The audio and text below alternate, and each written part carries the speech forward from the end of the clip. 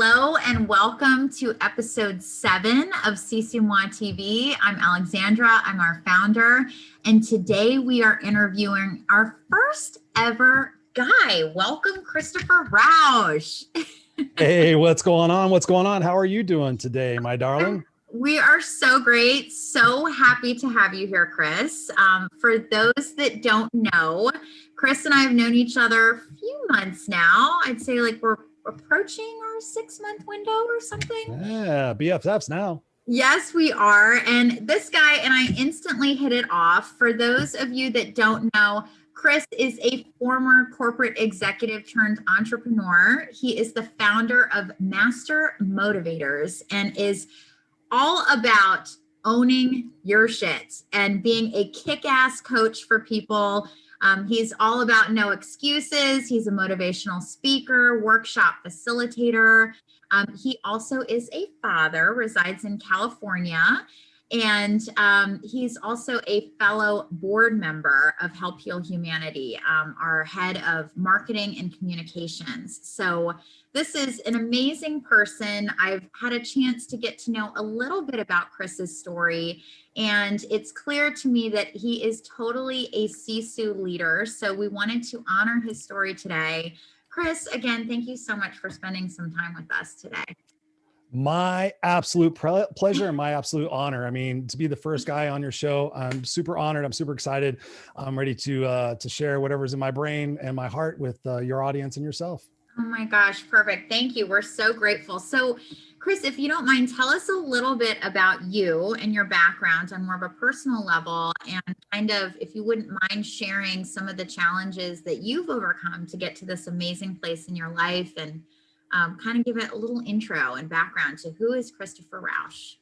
Sure. Thank you, Alex. No, it's a beautiful honor to be here and share this time with all of you guys out there watching here. My story essentially is that I am a former 7th grade homeless dropout who lived in the backseat of a station wagon with 18 cats and 2 dogs from the age of 13 to 17. Grew up in a house of domestic violence. Both my mother and my stepfather had the police called on them many times. Various psychological disorders, addictions to alcohol and pills, and physical and mental violence to myself or my mother. And that was just for the first 13 years. And then, like I said before, I was in the middle of the 7th grade and found out that my stepfather had left and my sister had left, and it was just my mother and I. And unfortunately, she found it more necessary to try to save her dying cat than to pay the rent on the house. So we wound up moving into the family station wagon because she wouldn't get rid of her animals. And from that point on, for the next 4 years, Alex, my life was a made-for-TV movie, at least, or a big screen movie. I had guns put to my head. I was attempted carjacking one time. I tried to commit suicide twice. Unfortunately, I sucked at it. Shoplifted, crime, gangs, fighting, you name it. I was a part of it. And I realized that when I was about 17 years old and looking around and seeing where I was headed, I figured at that moment in my life, the one of two things were going to happen, that I was going to either wind up dead or I was going to wind up in jail. And the God's honest truth, I sat there and I thought about it. I'm like, that's not the way I want to live. That's not the way I want my life to be represented. And then I figured out there was a third option that I really didn't know about most of my life. And that option was to take care of myself and to love myself and to exit the situations that were not conducive to my long lasting life here in the world. So at one point, after the attempted suicides, after the gun to my forehead, because I went and buy a carton of cigarettes because they were the wrong brand. That was an interesting situation. I sat there and I decided that I needed to exit the situation and leave my mom in this motel with everything else that's going on, because she had made so many different determinations in her life, Alex, that were very prescriptive to the outcome that she was going to have. And in that moment, I said, I don't want to go to jail. I don't want to die. So this is my other alternative. So I took that leap and I took that jump. And I thought at that point that she would actually say, you know what, Chris, I've screwed your life up enough. You're working 3 jobs. I'm not doing anything, all this different stuff. You had to drop out of school, blah, blah, blah. Go live your life. Please go make something of yourself. I've screwed you up. Go do it. Nope. Called me every name in the book, told me I was selfish, all this other stuff. And I said, Mom, listen, I'm going to leave the motel, but I'm not going to leave you. And so I got an opportunity to go rent an apartment with like 5 other guys, and we did it. And from that point forward, I just surrounded myself with people who were doing the things that I wanted to do and people who were being who I wanted to be. And from that point on, I went back to school and got my GED. At 18, my mentor told me, you need to go back to school. And I said, yeah, right. I'm not going to go back to school. I smoke cigarettes. I got long hair. No way. No teacher would take me back. And he's like, well, you could do this GED thing. And I'm like, all right. I was dating his daughter. I was the guy from the other side of the tracks. She was the upper middle class, prom queen kind of thing. And I was like, well, if I'm going to still date your daughter, then I better, get my shit together. And so I went and got my GED in like 3 months, and they were blown away that I made up high school that fast. And he's like, okay, Christopher, what about college? And I'm like, dude, no, I'm not that smart. I have to work these jobs. I'm still taking care of my mom. I'm still doing these things. He's like, you need to go to school, son. And so again, to appease him, I went to a junior college and took an interpersonal communications class, which was an amazing class. Thank you very much. And from that point on, I went and got my bachelor's. I got my my associate's degree, my bachelor's degree, and then ultimately graduated with my master's degree. The same year I bought my first house.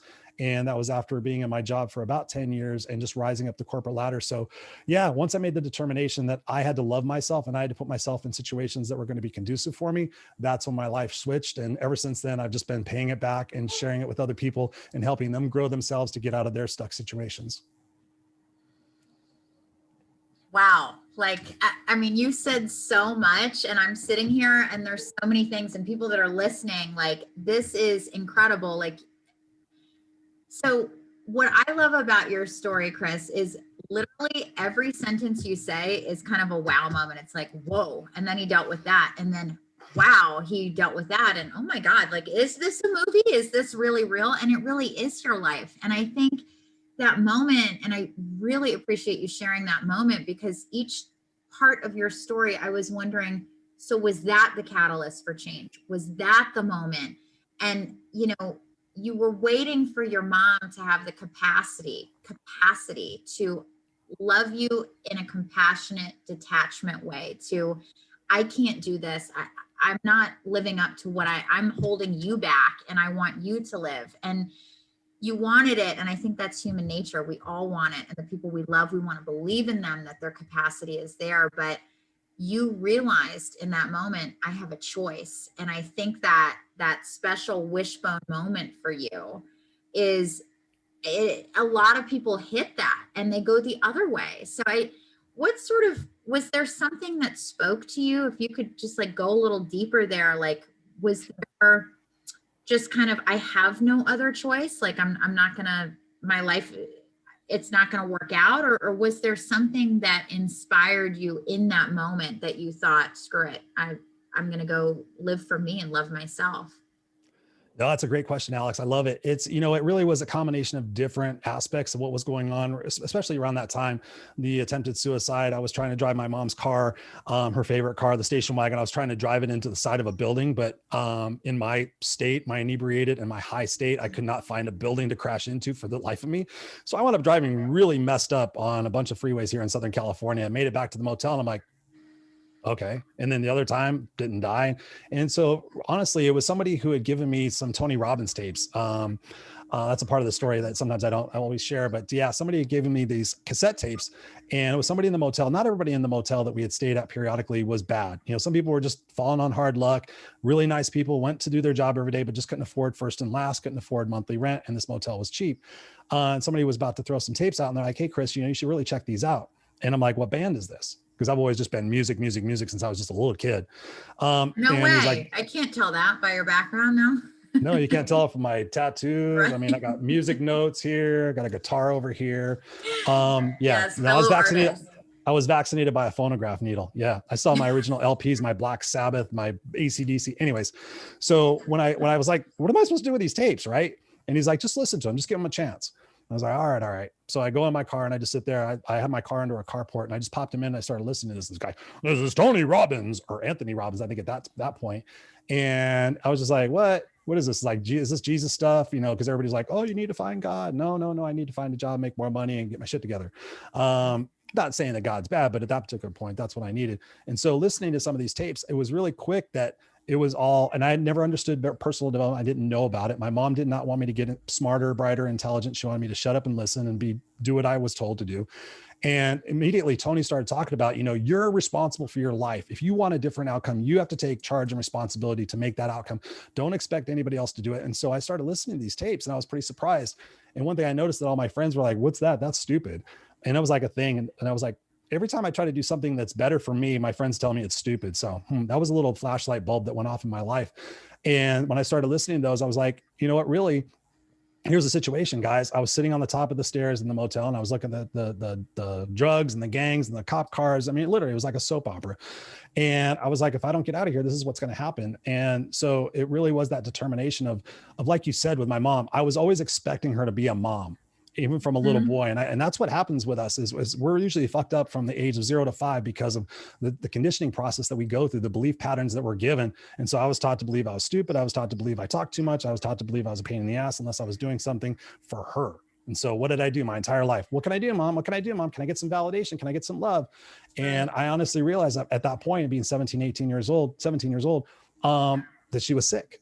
And I was never going to get that. I saw a therapist when I was 13 or 14 when we were homeless. And I remember him saying that you're never going to get your mom. Your mom is not your mom. Your mom is an adolescent. She's a teenager. She's not going to be your mom. And I remember that stuck in my head, Alex. And I just like, I got to do this. Otherwise I'm going to wind up dead or in jail. So, we get to a point, and Tony talks about this in that tape, and also Awaken the Giant Within, which is what I read after that, is that we do things for one of two reasons: to avoid pain or to gain pleasure.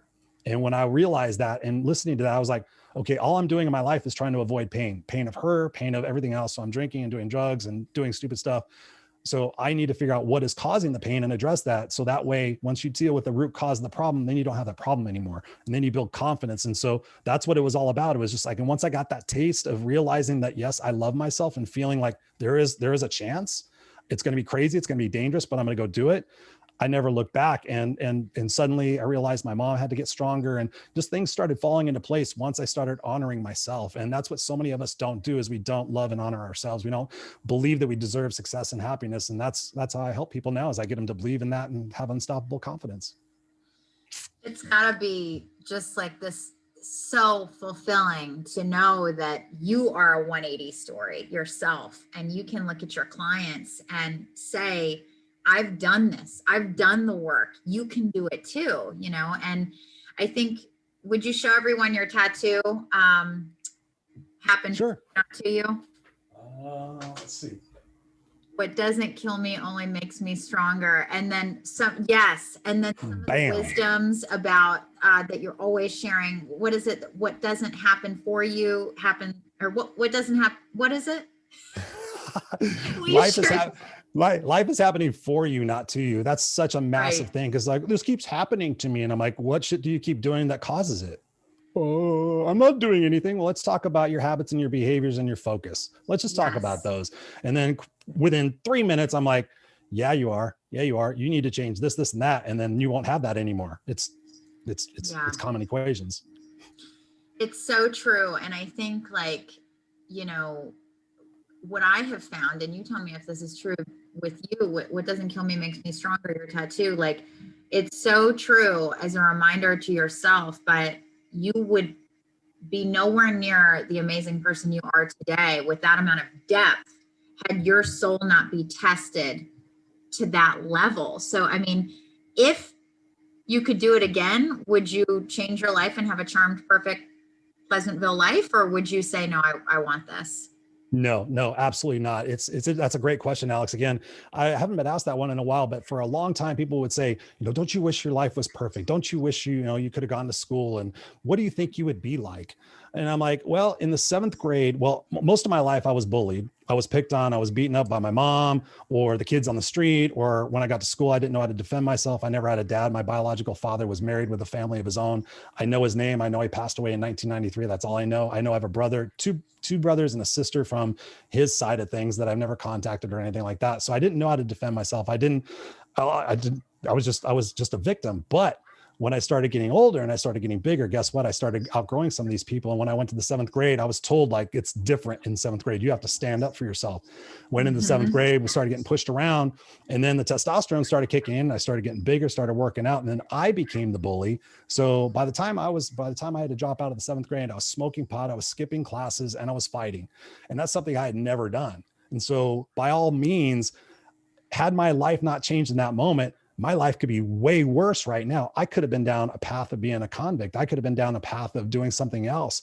And yet, that's why I always say life is happening for you, no matter what the situation is. And I've heard some devastating stories from people who have lost their entire family, and they're just like, having to process that and continue on. And I'm like, oh my God, I get chills when I think about that. So the strength and the beauty lies in the fact that there are always challenges that are going to be before us. I mean, for the rest of my life didn't all of a sudden become challenge free when I made that decision. There have been many, many, many challenges over the course of my lifetime. And I'm happy to say that, because as I look at them, I'm like, okay, here comes another opportunity. I don't call it a problem. I say, this is an opportunity for me to get resourceful, for me to figure out what I'm truly made of. And the biggest part of that, the why out of that, Alex, and this, is that I could turn around and say, hey, listen, I've been through that storm. I've been through that. I know what it's like. I know what you're feeling. And here, let me pull you through, because if I can do it, you can do it. And that's the way I built my coaching practice, is by not going and getting certified by that. I tell people I graduated from the School of Hard Knocks and graduated from the College of Adversity. I have a master's degree in organizational management. I have all this other stuff. But the best part of my life is that I'm able to go through those situations and not enjoy them. I don't give anybody any false pretense that it's not shitty. I mean, I went through 2 years back in 2014, 2015, where I was just like, I didn't want to be in personal development anymore. I thought I was, do I really have what it takes? Should I just shut up and do my day job? Blah, blah. I went through this negative cycle, but I know I had to go through that because I was going through a part of my life where I was asking myself, who am I? Mm-hmm. Am I really the guy that goes to work and makes money and buys stuff, or am I somebody else? And so through that evolution, through my asking those tough questions, I realized what my priorities were. And my priorities is identifying what my why is, and then getting up every day and going after that with unbridled passion. I love it. I think, what I'm hearing is there's stages of being your own hero. Sometimes we want someone else to save us, or we want somebody else to just do it for us, do all the hard work that it's needed to know your why, to know, who am I? What is my gift? What is my purpose? If I died tomorrow, where would I be happy with where I ended up? I think, you've been a corporate executive, so that's another moment of being your own hero. So with your mom in the hotel, that's a hero moment for yourself. Like, hey, nobody's going to save me. She's not going to help save me. I have to save myself and change the direction of my life. And I hear another hero moment for yourself of hey, do I just want to go and make money, or do I want to really empower people with these wisdoms that I have gained from my experience and my really hard life, to get people excited about that. It's interesting. I'm curious, when you're working with your clients, are you seeing any trends with their, when they come to you and they say, Chris, you've got this proprietary education that's all about being kick-ass, and what does that mean? And I want to be my kick-ass, inner hero self. How do they even know what that means when they come to you? Are they in a stage of a rut? How do you, where are people at usually when they get to you, and what are you seeing as trends to their transformation? Wow. You are awesome, Alex. I love these questions. Definitely. It's interesting is I have found that people are what I term comfortably miserable. That's who I'm seeing show up in my life as a coach right now. It used to be more victims, to be honest with you, because I wanted to save everybody. But in taking that leap from being a corporate person and doing this full time and absolutely loving it, what I'm finding is people are coming to me and they're like, wow, Chris, you just seem so excited. You seem so energetic. You seem so positive. You seem so just you seem like you know what you're doing. How do I do that? So literally people are just stuck in the rut of their minds, their beliefs, and their everything else. And I think with COVID really has shocked people into that, because we got to change our state in order to change what it is that we're doing. If we always go through, autopilot, we can drive to work and not even think about it, or everything else is autopilot. Or if we're saving up to have a vacation to escape our life that we don't like, that's comfortably miserable. And that's exactly what I was. So when people are coming to me, they're stuck in the process of the old mindset when we're kids, right? And that's why I say we get really screwed up from the age of 0 to 5. When you think about just some of the things that happens, Alex, number one, we're told about Santa Claus, the Easter Bunny, and the Tooth Fairy. So we're told about these fictitious creatures, which I have done with my son. I was debating on whether or not, But we do these fictitious creatures. And then one point we have to say, yeah, there is no Santa Claus. Yeah, no, that was just mommy and daddy. Yeah, we lied to you. That's the message. Okay, we told you something wasn't true. Okay. So in our minds, we go, okay, if they said that about that, what about everything else? Yeah. And then what are we told? When we think about the conditioning process, just when we're born, and I went through this with my son, as babies, for the first 6 months, a baby can shit on you, throw up on you, scream in the middle of the night, wake you up, throw their food, do anything they want. And you're like, oh, it's so cute. Isn't he so cute? Is he so cute? I mean, they're really flawless. You know, oh, look at my baby. He just threw up. Oh, let me see his green puke. And then something happens. Something happens to everybody. I've seen it in myself. They go from being cute to being, listen to what I just said. You know, then it becomes they're quiet and they're playing in the corner for 2 hours. You know, mom and her sister are sitting there talking, and little Junior is doing great. For 2 hours, he doesn't hear any positive reinforcement. He spills his milk, and all of a sudden it's like, what did you do that for? You ruined the carpet. So he gets reinforcement of the fact, oh, I get attention when I do bad things. So we're conditioned in that aspect too. And so then we're taught, hey, you know, do good on these tests and do good on these things, and you'll have good things in life. But if you don't do good, then you don't measure up to my expectations, and then you're punished. So we get that conditioning process in our mind. And what happens? We're 5, 6 years old. We go to elementary school. We're built with these beliefs. Okay, is the teacher telling me the truth? What is that kid? Is he lying? Da, da, da, da. And we don't even know our own identity. You know, we're not even taught to own who we are. You know, be this person, hold your fork this way, write with this hand, say these things this way. Oh, don't tell. And then we're told not to tell the truth. Right. So we tell a little white lie. We're like, or no, we go like, mommy, why does that man have hair coming out of his nose? Oh, don't say that out loud. You don't want to hurt people's feelings. No, it's true. He has hair coming out of his nose. Why is it? No. You got to tell a white lie. So we're taught how to tell a white lie. No, don't always tell the truth. And then we're taught, you know, did you do your best on the test? Yeah, I did my best. Okay, next time do better. We never quantify best. We never quantify better. We send our kids to school, go to school, get a good education, get a job, get a mortgage, get a family, and then someday you get to retire. We're sold a bill of goods that's just a bunch of shit. So when people are coming to me, they're like, God, Chris, I thought I was going to get somewhere. My mom told me to do all these things. My dad told me to do all these things. My mentors told me to do all these things. And here I am miserable because people aren't being themselves, Alex. You know, that's what I love about you. You're like, this is who I am. And that's what people are doing. They go on every day, and not the COVID mask. They're putting this mask on. Okay, I got to go to work today. So I have to be Susie homemaker. Or I got to be Susie corporate person. And I can't be mad when Gladys keeps, you know, doing shit in the break room that pisses me off. You know, you got to put up with all this stuff. So you put this mask on. I'm going to trade hours for dollars. And then what do? We trade dollars for health. Mm-hmm. And I've seen so many people, Alex, and I hope you guys all get this in viewer land. I know people who are millionaires, billionaires, super successful, have all the cars, have all the trappings oh, I'm successful and I'm happy. But guess what? And something happens, they get cancer. And what do? They spend all their money flying all over the place, trying to save their ass, and then they die because they didn't live their life. They got screwed up in that thing. So my message to everybody is just, number one, be yourself, know what your why is, and have an end game in mind, and never give up and never stop until you get it, and get the right people around you who are going to support you. I love it. I love it. I think it's so, you know, another full circle moment for you, Chris, is being a dad, because, you know, like, you know, when that psychologist talked to you and said, hey, you're never going to get the mom you wanted, she's a teenager. It's like, that was a probably really hard thing for you to hear and for you to actually accept, because it's like we're told that these roles exist. And so you want to see that person in their role. But I think people, you know, from a management perspective or just like a relationship perspective, some people have the capacity to change.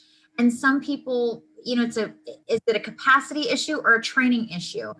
I think we all have the capacity, but some people, as you said, they don't want to be uncomfortable. They think that we're here to be comfortable.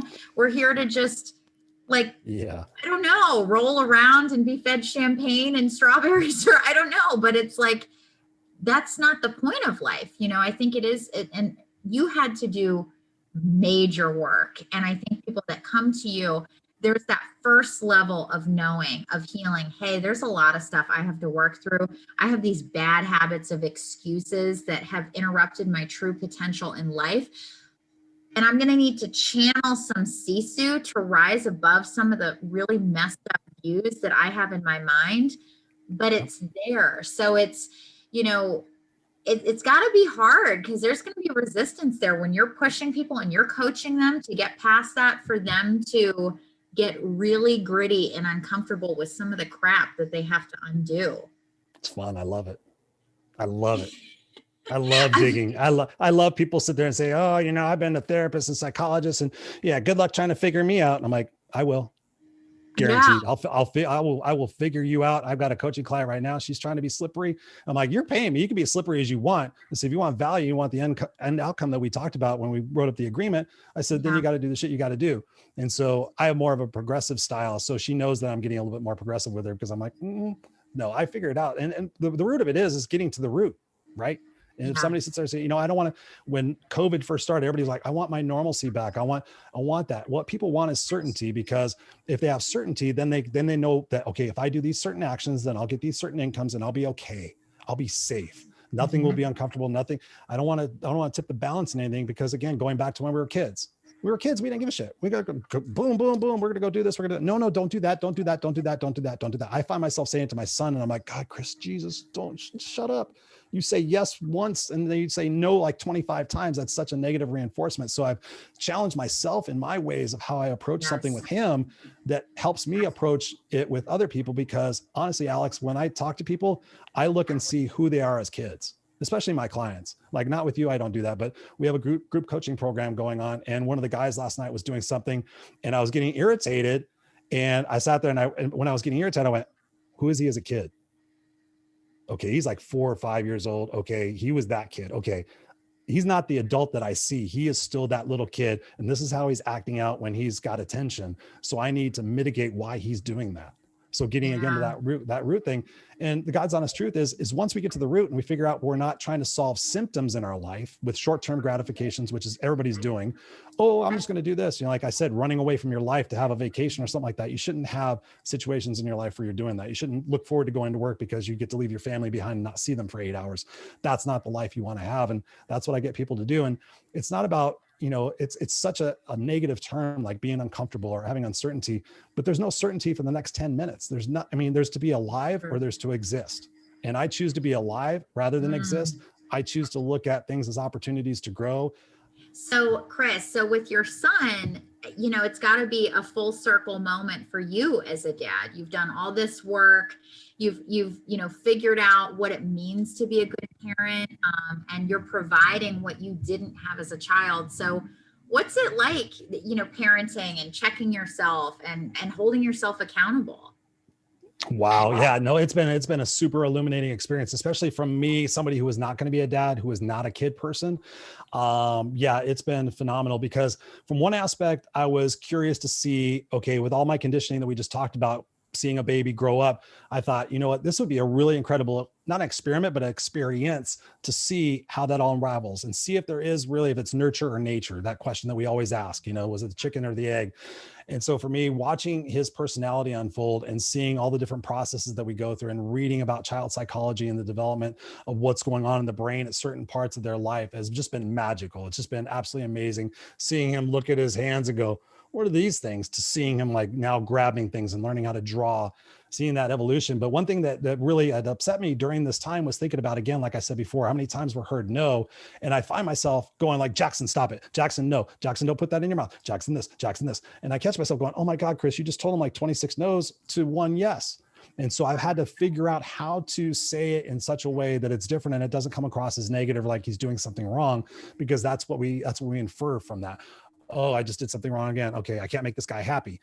And I see that in his personality now because his mom is a little bit more forgiving, and she'll, like, if he's crying, she comes and saves him. So I can see him looking at me like, yeah, you're kind of a jerk. You hold me responsible. You tell me no. You don't want me putting things in my mouth.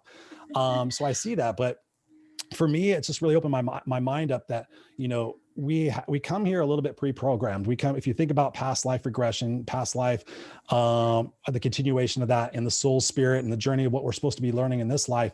I look at Jackson and I look like, okay, he was here in a different previous form, or, you know, as a person before, and he has to come back and learn these lessons. So, you know, I'm not going to sit there and necessarily drive myself crazy and trying to be the perfect parent.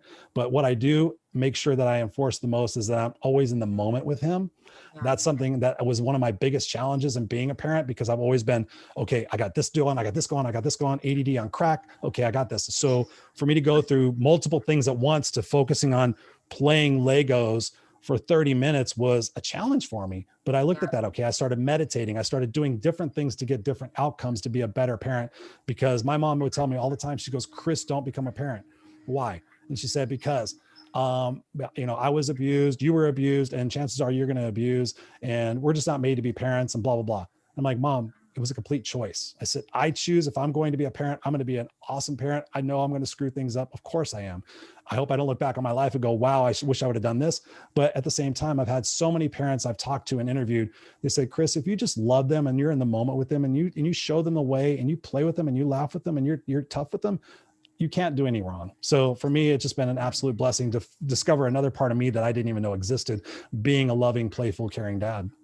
Yeah. Oh, I love that. And I think that is one of the hardest, roles that we'll play as a parent, in life. And you holding yourself accountable, being present, and looking within to kind of figure out, how to do this. I'm curious with your clients, when they're working on being present and holding themselves accountable, what's kind of like, they may be aware of that they have a why and that they have gifts to bring to the world. How do you, like, for people that are listening, how does one start to uncover their why if somebody doesn't know it? Oh, yes. That was something for me that happened back in 2008. I was at a funeral and I was sitting in the back of the church for one of my coworkers. And as people were, paying my respects, and as people were getting up and talking about her, my buddy Dave Riley got up there in his suit and pink tie and just started blubbering. And I was like, that's so beautiful. He's up there and he cares so much about his coworker and all the beautiful things that she did. And I did not know half the things that she did. And I thought about it and I said, this is a question we all have to ask ourselves, all of us. Like, if I died tomorrow, who would show up and what would they say about me? And that is like really the litmus test. If I died tomorrow, who would show up and what would they say about me? And at that particular time in my life, I figured 12, 15 people would show up with a case of beer, a bunch of Jack Daniels, some heavy metal, and be like, oh, remember that time Chris did this? Or remember this concert? Or, remember this time Chris did something stupid? Oh yeah, his story was amazing. He helped out some people. I'm like, that really isn't, no, that isn't what I'm seeing here. And so I went home and I was really kind of messed up about that, because I've always been messed up about death when I was younger and that whole finality and everything. So I went home, God's honest truth. I took pen to paper and I wrote out my eulogy. And when I got done with it, I didn't know what to expect. I just wrote blah, blah, blah, blah, blah, blah, blah, blah, blah, and wrote it to the bottom of the thing. And I was like, all right, let me just read back and see what I have. Cause I just went in total flow. And I read back. And by the time I got halfway down the page, Alex, I had tears running down my cheeks. And I'm one to cry. I get emotional. I'm not afraid to admit I still kick the shit out of somebody, and still wear pink. But when I got to the bottom of it, I was just like, wow, this is really amazing. This is way better than the thought I had yesterday or, earlier today at the church.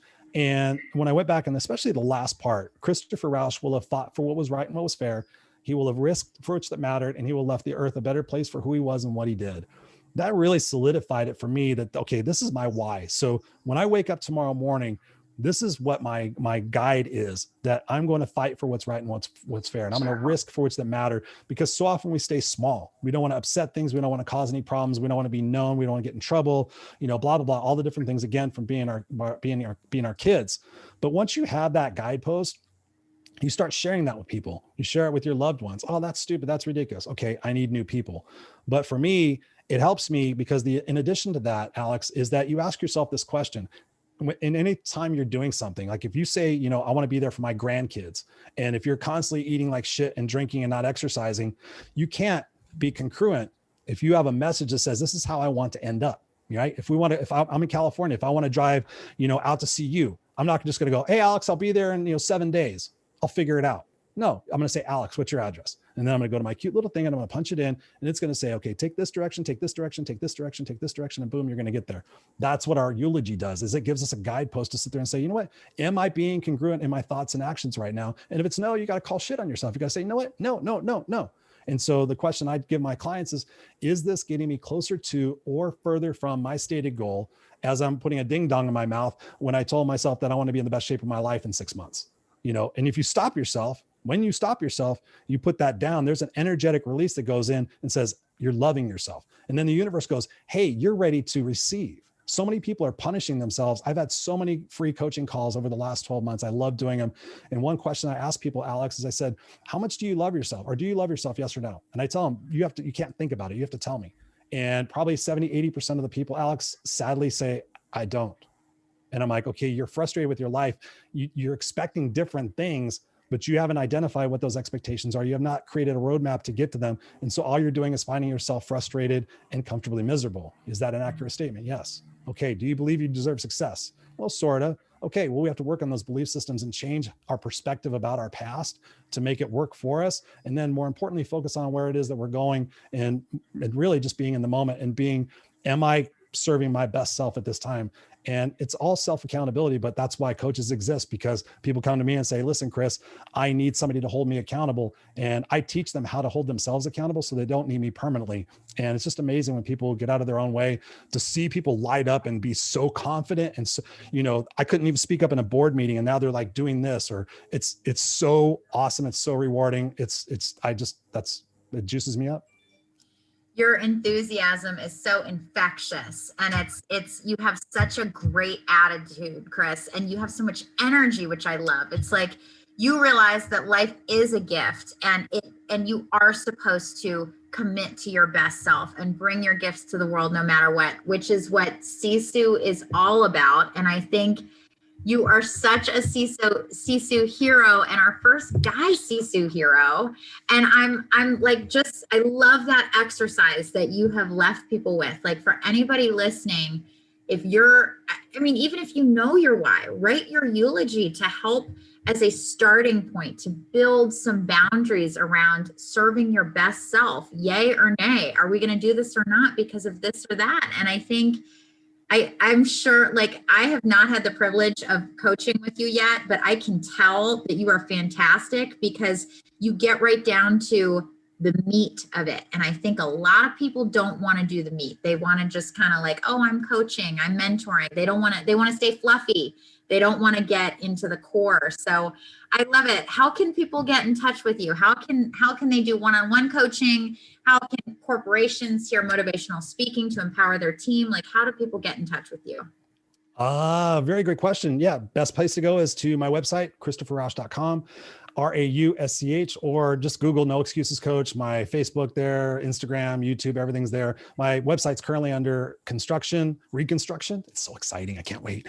But all my social media is right there and my email's right there. So happy to connect with you guys. I'm still offering free coaching sessions. It's a complimentary strategy session for 45 minutes as for your viewers. So anybody wants to hit me up about that, I'll send you my calendar and we'll just do a strategy session. We'll figure out where you're stuck and I'll give you some great advice to move on with yourself. And I just love helping people. And I think that's really the message I want to send to everybody out there today is, with COVID and everything else that's going on in our world, ladies and gentlemen, boys and girls, it's time to suit up. It's time to get serious about what it is that we want to do and the legacy that we want to leave, not the bullshit minutia of stuff that we cannot have any impact or control over. We have to stand up. If we want to see things change, we have to go find out who's being voted into the city council. We have to go find out who's being voted in them as a mayor. We have to go and be advocates of the law. If we want to see things change, getting on the keyboard and going, I'm mad about this, you guys all suck if you believe this, is stupid. Stop doing that. Go out there and be a part of the solution, not part of the problem. I love you, Alex. You are amazing. I'm so honored to be here with you guys. I love you. And, you are so amazing, Chris. Thank you so much. And we're going to put information so people can watch your 3 podcasts that you are a host of for the week, which are fantastic as well. So is Christopher Rausch on Facebook too? Is that where they see it, or on YouTube? Yep, they can see it on YouTube. Yep, if they type No Excuses Coach or youtube.com/Christopher Rausch. Yeah, I'm all over the place. Awesome. Well, thank you so much. It has been such a pleasure. And everybody get in touch with this man. He's amazing, and go live your best life.